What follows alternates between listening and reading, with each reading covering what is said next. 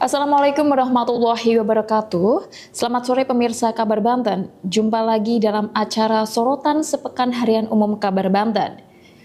Musabakah Tilawatil Quran MTQ 21 tingkat Provinsi Banten tahun 2024 resmi dibuka pada Rabu malam 24 Juli 2024. Di halaman utama Masjid Raya Al-Bantani, kawasan pusat pemerintahan Provinsi Banten, KP3B, Curug, Kota Serang. MTQ Banten 2024 akan berlangsung hingga 27 Juli 2024. Bersama saya Ayu Mujanti, inilah Sorotan Sepekan Harian Umum Kabar Banten.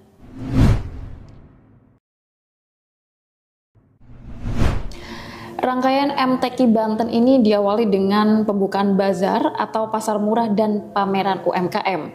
Pada tahun ini, MTQ diselenggarakan dalam dua babak, yaitu babak penyisihan pada Kamis 25 Juli 2024 dan babak final pada Jumat 26 Juli 2024. Untuk membahas lebih lanjut tentang MTQ ke-21 di Provinsi Banten ini, kali ini saya sudah bersama dengan pemimpin redaksi Kabar Banten, ada Pak Maksuni Husin. Kita akan ngobrol-ngobrol mengenai MTQ ke-21 di Provinsi Banten. Selamat sore Pak Maksuni. Selamat sore Ayu. Iya, siap. Betul. Jadi host baru nih. Iya, oke. Selamat kenal Kabar Banten semuanya. Oke, Pak. Ini mengenai MTQ ke-21 di Provinsi Banten nih Pak. Adakah pandangan khusus mengenai MTQ ke-21 di Provinsi Banten jika dibandingkan dengan tahun-tahun sebelumnya atau tahun 2023 begitu Pak? Iya, pemirsa dan sobat Kabar Banten ya. Tahun ini MTQ ke-21 ya ini berbeda diselenggarakan ya sebagaimana tahun sebelumnya ya. Walaupun sebenarnya tahun 2021 kalau tidak salah ya, masa COVID juga sempat digelar di bukan di kabupaten kota lah ya, tapi digelar oleh penyelenggaranya panitia langsung oleh Pemprov Banten ya, dalam hal ini juga melalui LPTQ Provinsi Banten. Tahun 2024 ini tidak diselenggarakan secara bergilir di kabupaten kota. Biasanya Ayu, tuan rumah MTQ tingkat Provinsi Banten itu biasanya bergiliran ya. Nah tahun lalu tahun 2023 itu tuan rumahnya adalah Kabupaten Tangerang, gelar di sana. Jadi biasanya kalau di tuan rumahnya kabupaten kota itu kepanitiaannya dua, sebagai tuan rumah kabupaten kota dan Provinsi Banten lah, Pemprov Banten LPTQ. Nah tahun ini 2024 ada beberapa alasan yang saya mengutip ini karena saya mengamati sejak persiapan MTQ 2024 ini, yaitu alasan penyelenggaranya langsung oleh LPTQ Provinsi Banten atau Pemprov Banten itu karena memang ini tahun politik ya, tahun politik 2024 sebuah daerah akan menggelar pemilihan kepala daerah secara serentak ya. Jadi memang akan lebih bagus itu ditarik ke provinsi. Khawatir ada pandangan yang lain lah berkenaan dengan menjelang pelaksanaan pilkada serentak 2024 ya. Khawatir dianggap sebagai ada muatan politis dan sebagainya. Selain itu juga sejumlah daerah yang ditawarkan untuk menjadi tuan rumah juga banyak tidak siap gitu ya. Ada beberapa aspek diantaranya misalnya aspek kesediaan anggaran ya, misalkan di Cilegon tahun 2004 ini banyak menggelar event nasionalnya ya. Cilegon banyak menjadi tuan rumah lah gitu, jadi belum siap. Kemudian Kota Serang juga belum siap ya, jadi maka menurut penjelasan yang saya peroleh dari Ketua Umum LPTQ Provinsi Banten Ibu Virgo Janti maupun Ketua Harian LPTQ Provinsi Banten Prof. Soleh Hidayat, demikian lah gitu. Jadi ditarik penyelenggaranya itu langsung LPTQ Provinsi Banten. Nah, sebagai tuan rumah tentu saja ini tidak pertama kali ya Pemprov Banten menjadi tuan rumah MTQ tingkat Provinsi Banten, karena sebelumnya pernah tadi saya sebutkan di masa COVID juga pernah diselenggarakan juga ya.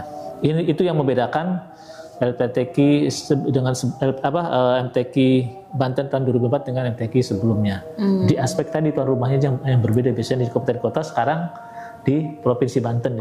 Dipusatkan tahun ini ada pusatnya di kawasan pusat pemerintahan Provinsi Banten di Curug, Kota Serang. Sudah menjadi langganan sih, KP3B ini menjadi lokasi penyelenggaraan MTQ. Pernah tahun 2028 kalau tidak salah, ketika Provinsi Banten menjadi tuan rumah MTQ nasional juga sempat pernah digelar di KP3B. Kemudian tadi pernah juga tahun 2021 saat COVID juga pernah digelar di KP3B. Jadi bukan sesuatu yang baru, dan saya pikir memang LPTQ Banten sudah sangat berpengalaman menjadi tuan rumah. Gitu. Oke, tapi Pak, kalau melihat dan mengamati lagi gitu ya Pak, banyak yang berharap kalau MTQ yang ke-21 ini atau MTQ ibaratnya di Provinsi Banten itu tidak hanya sebuah seremonial, tapi termasuk butuhnya syiar Islam di dalamnya. Nah, menurut pandangan Pak Pimret ini, apakah MTQ di Provinsi Banten itu sudah terwujudkah mengenai syiar Islam itu? Iya, harapan tersebut memang setiap tahun pasti disampaikan lah ya ke panitia dan sebagainya, dan panitia tidak tutup telinga lah ya mendengarkan suara-suara dari masyarakat. Harapan itu memang sangat dimaklumi karena jangan sampai misalkan MTQ yang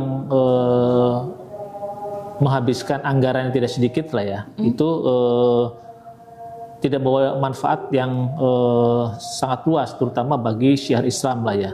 Makanya ini sangat positif, dan kami juga di Kabar Banten selalu turut aktif ya dalam rangka turut mensyiarkan MTQ sebagai salah satu syiar Islam pada aspek tidak hanya seremonial ya. Pertama, bahwa MTQ itu adalah musabakoh ataupun perlombaan lah ya, perlombaan ini memang penting, tapi tentu saja memang tidak hanya sebatas tadi rame di pembukaan lah ya, gebiarnya besar. Memang gebiar penting juga ya dalam rangka mensiarkan Islam. Ada musik-musik religi, ada penampilan-penampilan tarian, seni budaya. Kemarin di pembukaan itu cukup meriah. Kemudian juga tadi ada musik-musik religi mendatangkan artis seperti KDI, kita KDI, dan musik gambus lah. Ini tidak masalah bagi kita ya ini.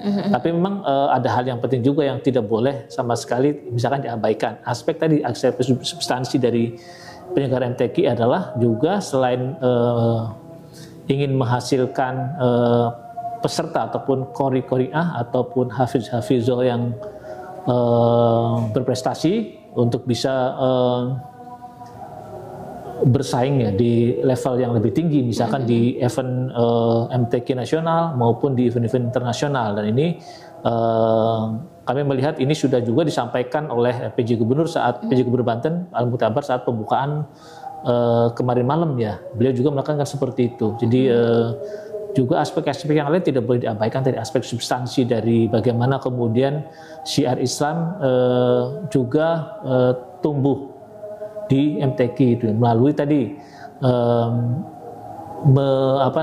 mendalami gitu ya, bagaimana masyarakat makin mencintai, makin mempelajari, mengamalkan Al-Quran sebagai pedoman dan sumber kehidupan umat Islam seperti itu. Dan itu dilakukan supaya juga meningkatkan masyarakat atau umat Islam di Banten ini meningkat ya, kemampuan membaca Al-Quran dan memahami dan mengamalkannya. Karena jika mengacu pada beberapa hasil survei tentang tingkat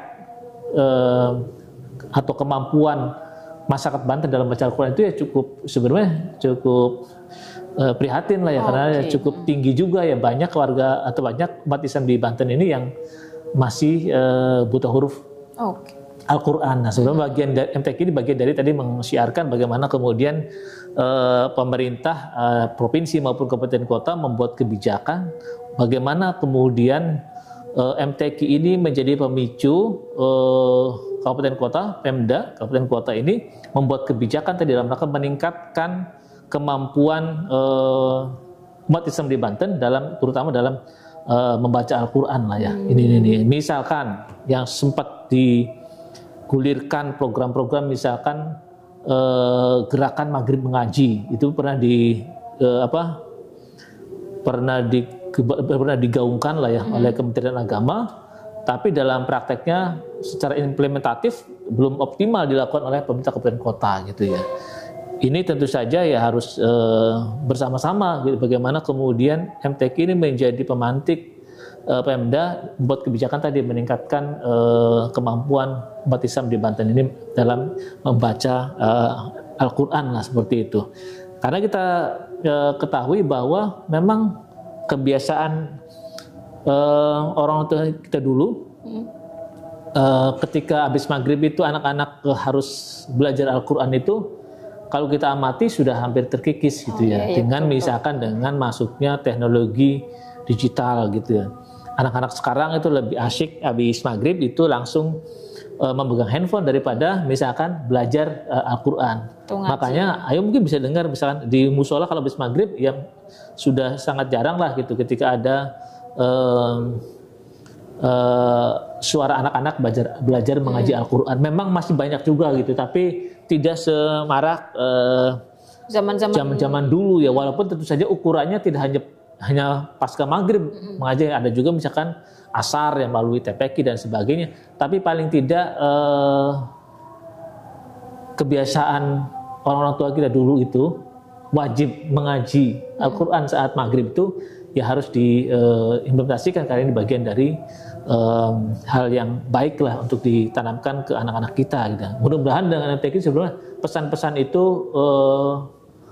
muncul, kemudian masyarakat tergugah dan tadi bisa berdampak positif bagi perkembangan keagamaan di Provinsi Banten, terutama dalam rangka meningkatkan tingkat kemampuan membaca Al-Quran masyarakat. Iya, dan itu berarti bisa digarisbawahi jangan sampai ada kemerosotan di Provinsi Banten mengenai tingkat membaca Al-Quran itu ya Pak ya.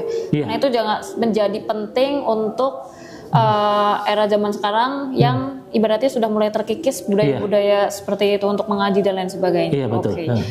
Tapi Pak, tadi juga dibahas juga mengenai prestasi MTQ. Menilik dari tahun sebelumnya bahwa MTQ di Provinsi Banten itu di tingkat nasional itu merosot, Pak. Iya. Itu kira-kira apa yang mesti dilakukan untuk LPTQ Banten dalam meningkatkan prestasi itu lagi atau tidak merosot lagi seperti tahun sebelumnya?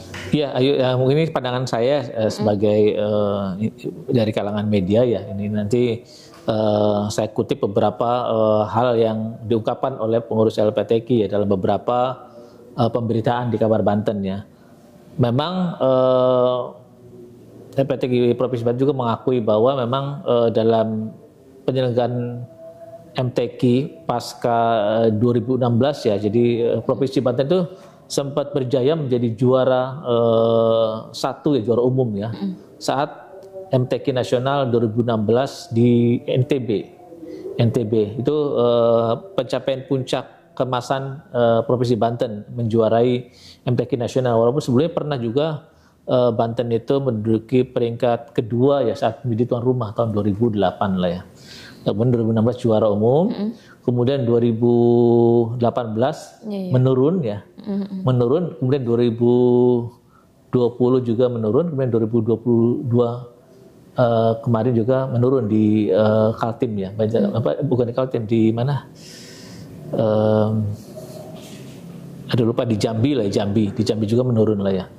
Ini jadi banyak kemudian masyarakat Banten ini mendorong agar LPTQ melakukan upaya-upaya perbaikan secara besar-besaran dalam rangka kembali mengembalikan kejayaan Provinsi Banten menjadi daerah yang dikenal sebagai daerah religius, menjadi daerah yang gudangnya para qori-qori'ah ya, karena Banten dikenal sebagai basis atau daerah yang melahirkan qori-qori'ah legendaris di Provinsi Banten. Jadi itu yang menjadi tekad bersama sebenarnya bagi pemerintah dan umat Islam di Banten ya untuk kembali berjaya ya. Tentu saja memang prestasi ini salah satu aspek, dan memang waktu kita simak saat pembukaan memang menekankan begitu bahwa MTQ Provinsi Banten ini diharapkan akan melahirkan Qori A, Hafiz Hafidho maupun cabang-cabang yang lain ya, juara-juara cabang lain itu bisa berprestasi di tingkat level yang lebih tinggi, itu MTQ nasional ya. Paling tidak ya mengembalikan kembali tren prestasi Provinsi Banten yang sebelumnya masuk 5 besar bisa masuk 5 besar kembali gitu. Kalau sekarang kan di atas kemarin itu masuk 15 besar, jadi memang terjun lumayan cukup jauh gitu. Jadi kembali lagi. Kalau saya amati memang beberapa statement dari pihak LPTK sendiri menyatakan bahwa sejumlah perbaikan akan dilakukan lah ya dalam rangka kembali mengembalikan kejayaan prestasi Kafila Banten dalam event MTQ nasional.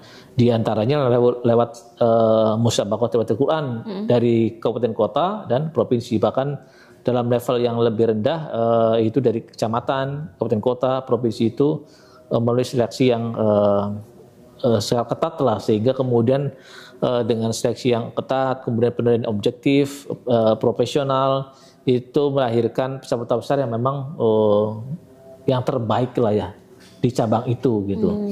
Selain itu juga ada beberapa yang dilakukan, misalkan dalam hal pengiriman peserta yang akan diikutkan dalam seleksi tilawatil Quran dan hafalan hadis ya, memang istilah sekarang begitu. MTQ nasional itu diselenggarakan 2 tahun sekali lah ya.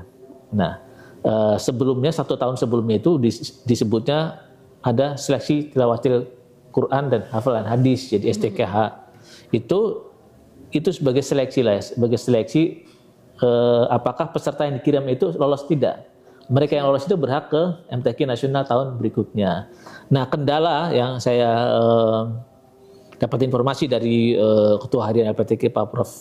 Soleh itu, kendala yang dihadapi selama ini adalah karena MTQ nasional itu diselenggarakan beda tahun dengan penyelenggaraan MTQ tingkat provinsi Banten itu, ada beberapa efek yang menyebabkan daerah itu agak kesulitan ya dalam mengirimkan peserta-peserta terbaiknya ya. Misalkan begini, hasil MTQ Provinsi Banten di Kabupaten Tangerang tahun 2023 itu kan mereka yang pada juara itu kan diikutkan dalam STKH nanti nih 2024 ini yang akan ini ya. Ini jadi ketika peringkat MTQ 2023 itu kemudian dilakukan seleksi STKH di 2004 ya. Kemudian yang lolos itu akan mengikuti MTQ nasional di Kalimantan Timur 6 sampai 16 September 2004. Itu hasil MTQ 2023, MTQ Provinsi 2003 di Kabupaten Tangerang. Ada jeda waktu itu yang memungkinkan peserta terbaik itu misalkan juara 1, juara ini bisa digoda ya, diiming-imingi oleh daerah lain untuk pindah gitu. Ini itu yang kemudian dialami oleh Provinsi Banten, itu banyak juara-juara terbaik itu tergoda sehingga dia lebih memilih provinsi lain karena misalkan di Provinsi Banten ini tidak diikat dengan perjanjian tertentu lah. Ini yang menyebabkan misalkan ada juara di Banten tapi tiba-tiba pas saat MTQ sudah pindah daerah gitu, menjadi mewakili provinsi lain. Ini salah satunya begitu, makanya akan dibuat pembenahan bisa melakukan perjanjian-perjanjian dengan para juara MTQ tingkat provinsi Banten. Misalkan kata Pak Prof. Soleh itu, jika melanggar maka status juaranya akan dicabut dan sebagainya oleh provinsi Banten. Ini bagian dari perbaikan. Dan yang selanjutnya menurut Prof lagi ya, karena media menggali informasi ya. Ini yang kedua adalah mengusulkan dalam raker nanti LPTQ pusat itu agar penyelenggara MTQ tingkat nasional itu waktunya kalau memungkinkan adalah pada tahun sama ketika penyelenggara MTQ tingkat provinsi. Misalkan nih MTQ nasional di Kalimantan Timur ini kalau misalnya dalam tahun yang sama, berarti MTQ provinsinya lebih duluan, kemudian beberapa bulan sebelum MTQ nasional itu digelarkan STQH gitu. Jadi dalam ini tidak punya waktu lama bagi juara-juara itu berubah haluan, berubah hati lah, tetap mewakili Provinsi Banten. Itu sih yang saya rangkum dari liputan di lapangan oleh wartawan kawan kami begitu. Oke. Tapi Pak, dari yang sudah dipaparkan itu, kendala dan lain sebagainya, kemudian juga ada perbaikan-perbaikan dan lain sebagainya itu ya Pak. Ada harapan nggak Pak dari sebagai pimpinan redaksi di Media Kabar Banten nih Pak, dan sudah ibaratnya sudah mengetahui beberapa informasi mengenai MTQ itu, harapannya ke depannya bagaimana dan lain sebagainya begitu Pak?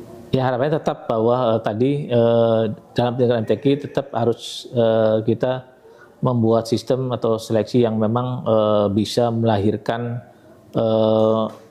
peserta atau juara yang terbaik lah ya. Juara yang terbaik, kalau yang terbaik berarti memang tidak ada lagi gitu yang lebih baik ya, selain yang sudah ditetapkan itu. Dan ini memang membutuhkan tadi beberapa sistem yang dibuat agar bisa menjaring peserta-peserta memang yang berkualitas dan terbaik di cabangnya begitu ya. Apakah misalkan itu bisa dilakukan? Bersama bisa lah ya. Tadi tinggal komitmen bersama lah ya, dari tingkat kabupaten kota hingga ke provinsi. Jangan sampai misalkan masih ada perdebatan ini bolehkah peserta cabutan atau tidak. Ya sebetulnya selagi dari kabupaten kota sudah membuat sistem yang terbaik, menurut saya mah yang seperti itu sudah ditinggalkan gitu ini nih. Yang penting mah bahwa peserta itu memang benar-benar dijaring dari peserta terbaik lah ya, ininya. Karena Provinsi Banten sebetulnya mah banyak basis-basisnya ya, pesantren tahfidz, pesantren Al-Quran itu banyak tumbuh di Provinsi Banten. Tinggal kemudian bagaimana LPTQ menjalin kolaborasi kerjasama dengan pesantren tahfidz ini. Kalau ada kata Prof. Soleh, kalau ada perbedaan mengenai metode ya dikasih bimbingan oleh PTQ sehingga pesantren tahfidz ini menjadi pensuplai lah ya, pensuplai qori-qori hafiz-hafidoh yang bisa meningkatkan terus kualitas peserta dari Banten saat MTQ nasional, sehingga kejayaan Provinsi Banten sebagai provinsi gudangnya qori-qori ini bisa kembali terwujud begitu. Bisa kembali eksis dan harapannya juga jangan sampai ada qori-qori yang berpotensi pindah haluan gitu ya Pak ya. Begitu. Iya, oke. Nah, itulah bincang-bincang kita hari ini soal MTQ ke-21 di Provinsi Banten. Jangan lupa saksikan terus jangan lupa saksikan terus mengenai seputar informasi-informasi dari Kabar Banten, Harian Umum Kabar Banten, dan jangan lupa juga untuk follow atau subscribe YouTube Kabar Banten. So, selamat sore. Wassalamualaikum warahmatullahi wabarakatuh. Waalaikumsalam warahmatullahi wabarakatuh.